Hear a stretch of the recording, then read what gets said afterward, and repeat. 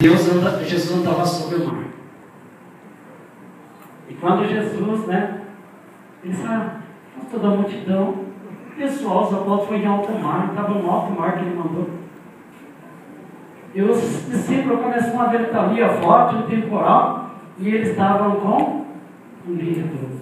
Mas de repente, nessa hora, um temporal, porque falou que o Éden pode ser que estava morrendo, ia morrer, então uma ventania estava soprando, um temporal. É o mar, um temporal. Nós ficamos com medo. Calma, não ficamos? Eu estou assustado, meu Deus, que ventania é essa?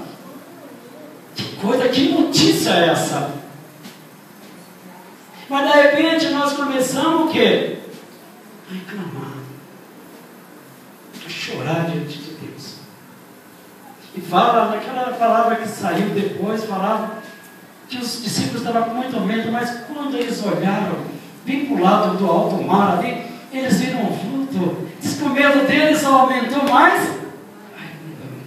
Cara, que é isso? Um fantasma? Aí a ventania soprou mais forte. Será, meu Deus? Ai, Marcelo, eu estou sentindo um negócio estranho aqui no braço.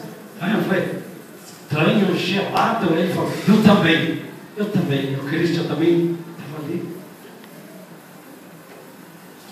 E de repente, a palavra fala que Jesus fala que sou eu, não tenha medo. Sou eu, não tenha medo. Sou eu. Sou eu, não tenha medo. A queda temporal. Que eu estou no barco.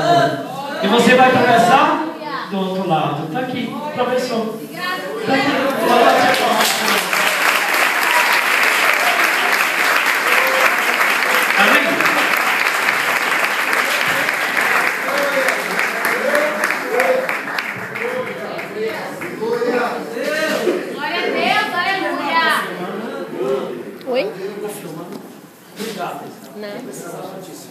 Vai ser fácil. Se quiser se aproximar, fica à vontade. Eu ia mandar filmar.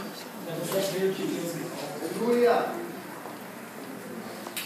Ele vai falar umas coisas importantes que eu não vi. Aleluia! Glória a Deus.